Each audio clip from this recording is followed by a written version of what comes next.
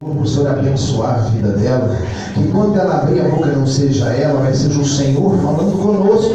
É o que nós te pedimos e te agradecemos em nome do Pai, do Filho e do Espírito Santo. Vamos receber ela com uma salva de palmas. Aleluia!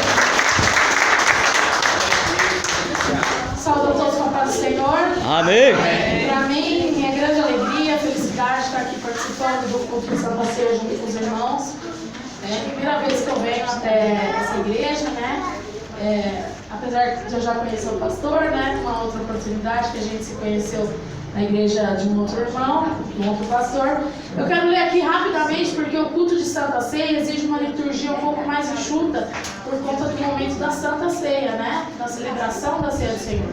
Então eu quero ler aqui em Lucas capítulo 1, versículo 34, começando no 34. Eu vou ler rapidamente. A minha versão ela é traduzida direto do hebraico, então pode ser que esteja um pouquinho diferente da de vocês, que é revista e corrigida, tá bom? Então eu vou ler aqui a partir do versículo 34, Lucas capítulo 1. Então Maria perguntou ao anjo: como acontecerá isso, visto que não conheço varão? O anjo lhe respondeu: o Espírito Santo descerá sobre ti, e o poder do Altíssimo te envolverá com sua sombra. Assim, o santo que de ti há de nascer será chamado Filho de Deus. Tua parenta Isabel também concebeu um filho em sua velhice, sendo este já o 6º mês para aquela que diziam ser estéril, porque nada é impossível para Deus. Até aí, até o versículo 37. Amém, irmãos? Podem assentar. Então, eu quero dizer para os irmãos, meu nome é Marisol, eu sou da cidade de Santo André, alguns irmãos aqui não me conhecem. A Dália é minha amiga de trabalho, né? A gente trabalha junto no Pronto Socorro. E estivemos juntas por vários momentos difíceis da nossa vida também, né, Dália? Inclusive durante o momento que a Dália teve internada com Covid, né, Dália? Dália, não sei se vocês sabem, mas Deus operou o impossível na vida da Dália, né, Dália? Glória a Deus. Um testemunho que eu vou contar, que eu estava internada também, eu tive Covid no mesmo momento que ela. Enquanto eu estava na UTI, chorando e orando por ela, ela estava entubada. Então Deus fez um milagre na vida da Dália, fez um milagre na minha vida. Glória a Deus. Eu quero falar aqui um pouquinho sobre esse Deus do versículo 37, que diz que Deus faz o impossível. Vocês entenderam o contexto ali que eu li? Era no momento que Maria fica sabendo, né, do milagre que vai acontecer na vida dela, que o anjo fala a ela que ela conceberá, e ela fala: mas como, se eu não conheço o varão?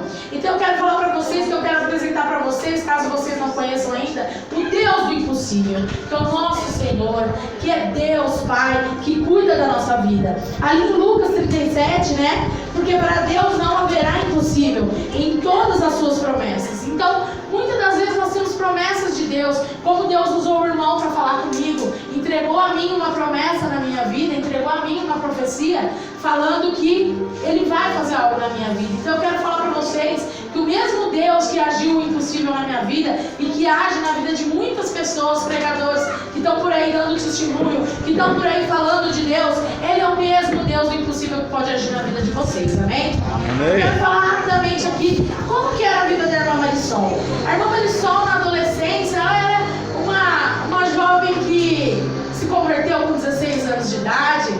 E antes disso, ela gostava de aleluia. Samba. Ela era a única branquinha ali no meio do pagode, no meio da bagunça. Sempre gostei. Mas era assim, ia no pagode, gostava, ia pra casa, sempre respeitei meus pais. Só que com 16 anos de idade, eu fui por uma festa, por um baile, e cheguei de madrugada. Era um sábado à noite, e aí eu cheguei no sábado de madrugada, sábado pro domingo, e no domingo, nisso meu irmão, eu tenho um irmão mais velho que hoje em dia é pastor, ele havia se convertido na igreja presbiteriana, e ele estava começando aí na Assembleia de Deus. E nesse domingo de manhã, que eu tinha chegado da baladinha, esse pastor tinha ido visitar a gente, fazer as visitas depois da escola dominical. A gente sempre teve esse costume, né? Os jovens iam para a escola dominical, depois iam fazer as visitas no domingo, No sábado também tinha consagração. E nesse domingo de manhã, esse pastor visitou a nossa casa. Meu pai foi chefe de terreiro de Umbanda há 25 anos. Meu pai não queria saber de igreja também, minha mãe também não. E eu também não. Eu falava que crente era coisa de velho, que eu era jovem, eu tinha muito que curtir a vida, né? Porque é isso que a gente pensa quando a gente é jovem, quando a gente não tem conhecimento da palavra de Deus. Então era isso que eu falava, eu quero curtir, eu quero aproveitar, eu vou largar meu samba para ir para a igreja. Crente é coisa de velho, quem não tem o que fazer, né? Aqueles aposentados que no domingo à noite não tem o que fazer, vai para a igreja, né, pastor? Eu não, eu sou jovem, eu tenho muito que curtir. Mal sabia eu que naquele momento Deus tinha um encontro comigo. E esse pastor, o pastor José Carlos, ele foi meu pastor durante alguns anos, após a minha conversão, lá em Santo André. Ele estava fazendo uma visita, né? No caso, meu irmão estava indo na Assembleia de Deus e ele pediu a visita desse pastor em casa. E aí esse pastor chegou e falou, eu levantei, né, com aquela cara de sono, porque eu tinha chegado de madrugada, e ele pegou e falou, olha, vem cá, eu quero falar de Jesus para você. E eu falei, não, mas negócio de crente é coisa de velho. Ele falou, você está enganada, tem muitos jovens na nossa igreja. E eu quero te fazer um convite para você ir até lá. E aí nisso ele começou a falar do amor de Deus. E eu, por ter crescido num lar espírita, onde meu pai foi chefe de terreiro de Umbanda há muitos anos, meu pai era muito machista, muito opressor. Era uma situação muito complicada que a gente vivia, eu e minha irmã, porque com os meninos é sempre mais fácil, as meninas são um pouco mais oprimidas, né? E meu pai foi militar durante muitos anos também, então a gente vivia aquela realidade, né? Um pouco mais difícil. Não era uma casa onde meu pai era um pai amoroso, ele sempre foi, muitas das vezes até mesmo violento, né? Mas, naquele momento, o pastor começou a me falar sobre um Jesus de amor, um Deus de amor, que podia fazer o impossível na minha vida. E aquilo tocou meu coração. E eu me entreguei lá mesmo na nossa casa, eu me entreguei a Jesus, com a promessa de ir no culto à noite, para ouvir a palavra. Então à noite eu fui no culto, e lá eu pude me entregar a Deus e aceitar Jesus como meu Salvador. É aí que entra o Deus do impossível, eu vou falar para vocês.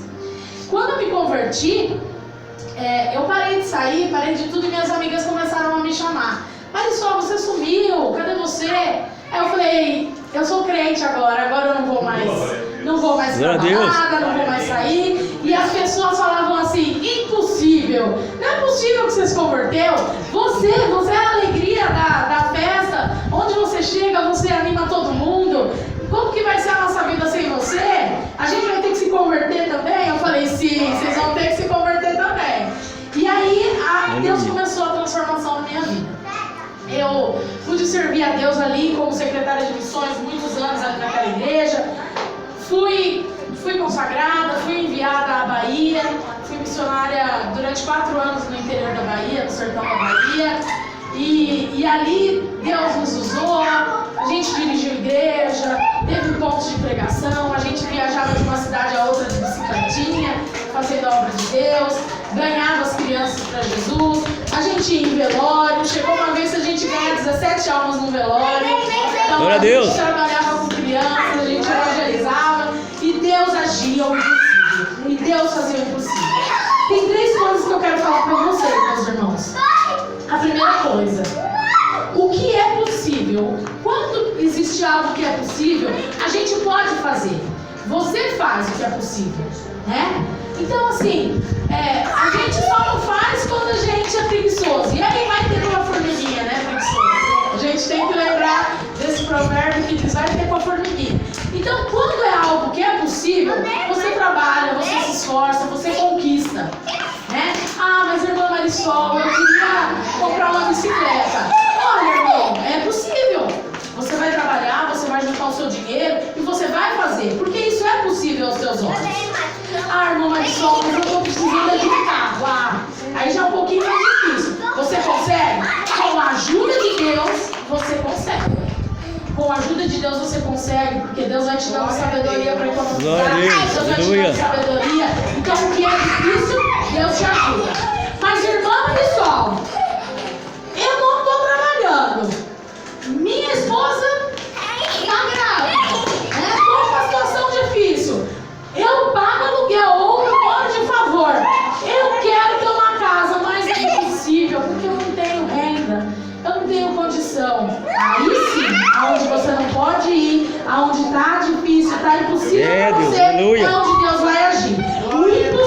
impossível é a especialidade de Deus.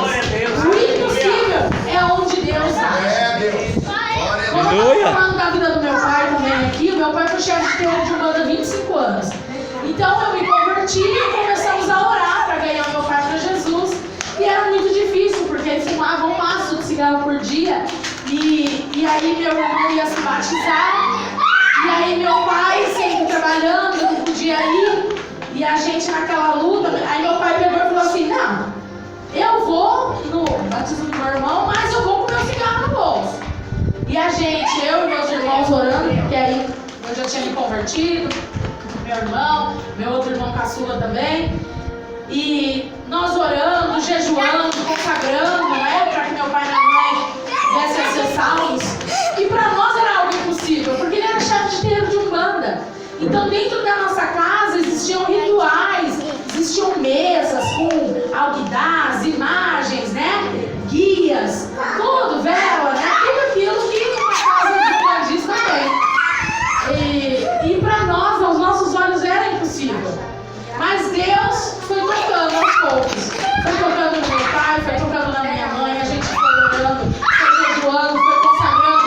E Deus fez o impossível. Deus trouxe meu pai e minha mãe para a casa deles. Meu pai se tornou professor de teologia. E ele deu aula de teologia aqui dentro de Franca 25 anos. Ele deu aula de teologia na sede da Assembleia de Deus. Hoje em dia ele já descansa no Senhor, vai fazer 2 anos que ele já descansa no Senhor, minha mãe também. Deus levou meu pai, depois de 4 meses Deus levou minha mãe, né? Falou assim, é uma só carne, né? Então vamos levar os dois juntos. Foi a maneira que Deus teve para trabalhar. Então, a palavra impossível não existe no dicionário de Deus. A palavra impossível é a especialidade de Deus, como eu estava dizendo. E Deus também é o Deus de resgate, é o Deus do impossível. Aquela pessoa que você tem na tua família, que você olha e você fala, meu Deus, aquela pessoa está nas drogas, aquela pessoa está na loucura, está na prostituição, está naquela vida mais desregrada. É impossível. Saiba que não existe impossível para Deus. Nada é impossível para Deus. Aleluia. Deus, ele traz de volta. Deus, ele salva. Se é teu pai, se é tua mãe, como foi o meu caso, se é teu irmão, tua irmã, teu filho, tua filha, teu neto, tua neta, Deus, ele salva. Deus, ele traz. Porque ele é o Deus do impossível. Amém? Aleluia. Como eu estava falando, o que é impossível, né? Deus realiza e Deus outra coisa, quem não acredita em milagres, quem não acredita no impossível, também é difícil que Deus opere o impossível na vida de vocês. Para que tudo aconteça, é preciso que a nossa fé seja colocada em ação e que a nossa fé traga à realidade as coisas que estão no nosso coração. Porque tudo vem da nossa fé. Se você não tem fé para que Deus haja o impossível na tua vida, vai ser realmente impossível. Mas se você tem fé, se você crê, não existe impossível para quem crê. Isso está na Bíblia. Isso está escrito. Aqui, ó, eu até anotei aqui. Os irmãos me desculpem, eu sempre que eu sou convidada a trazer uma palavra em algum lugar, eu sempre faço um esboço, porque, como eu dizia aqui, eu e a Dália tivemos Covid, a gente ficou numa situação muito difícil, a memória já não é mais a mesma coisa. As idades vai chegando, né? A gente não consegue, não dá para confiar só na memória, né? A única coisa, eu escrevi aqui, ó, a única coisa que limita a ação de Deus para operar milagres e o impossível é a falta de fé. Por causa da incredulidade, Jesus não operou maravilhas em Nazaré. Lá em Mateus 13:58, diz que Jesus deixou de operar um milagre por conta da falta de fé, né, pastor?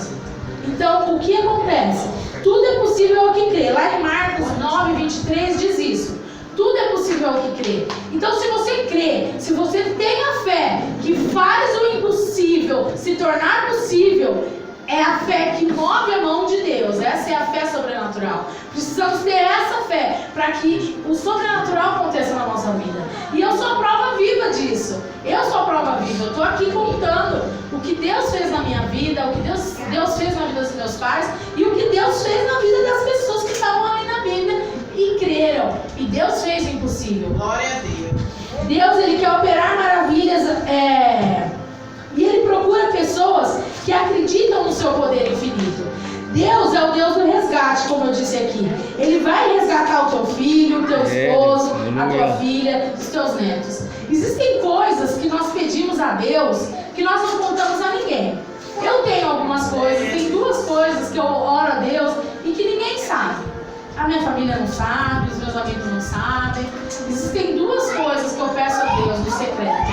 E eu oro constantemente.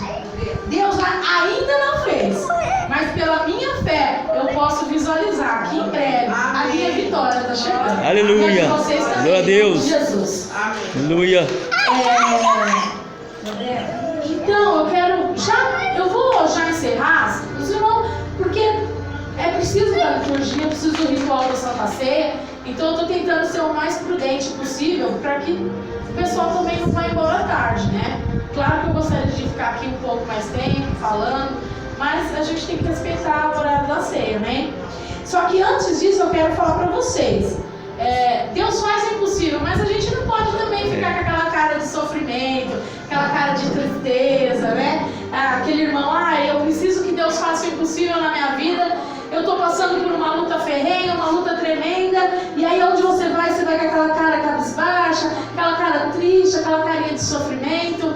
Não, meu irmão, não, minha irmã. Sabe, creia na vitória, tenha fé, se alegre em Deus, porque aí sim Deus vai agir, Deus vai fazer. Gente, aleluia. Entendeu? Então tira essa cara de sofrimento, tira essa cara de tristeza, sabe? Levanta o astral, levanta o ânimo, porque Deus é a nossa força e é Ele quem nos renova a cada manhã, amém? Aleluia. Eu agradeço a oportunidade em nome de Jesus. E para mim vai ser uma grande bênção participar da ceia com os irmãos, amém? Glória a Deus, aleluia.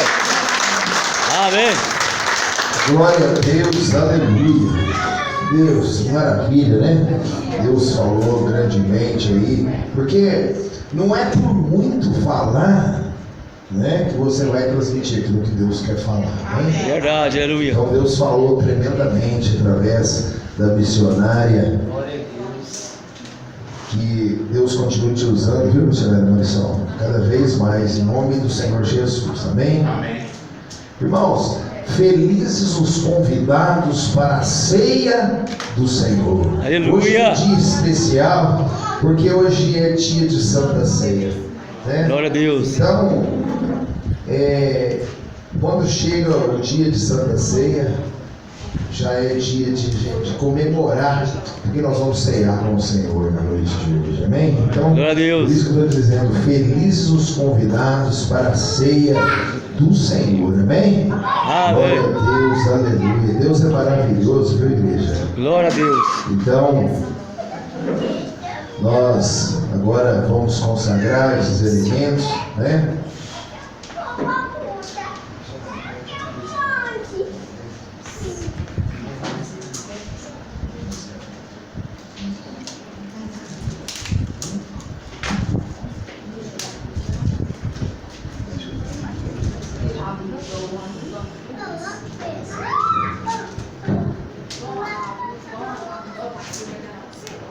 Senhor, nós abençoamos, apresentamos os elementos deste pão. Nós apresentamos, consagramos ao Senhor, meu Deus, meu Pai, esses elementos. Meu Deus, que a partir de agora Não é mais um simples pedaço de pão, um simples copo de suco, mas sim o corpo do Senhor, o cálice do Senhor.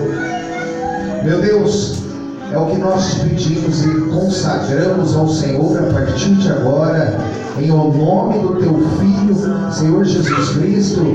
Estão consagrados este pão e este suco de uva ao Senhor, que a partir de agora, neste momento, o corpo e o sangue do Senhor. Amém.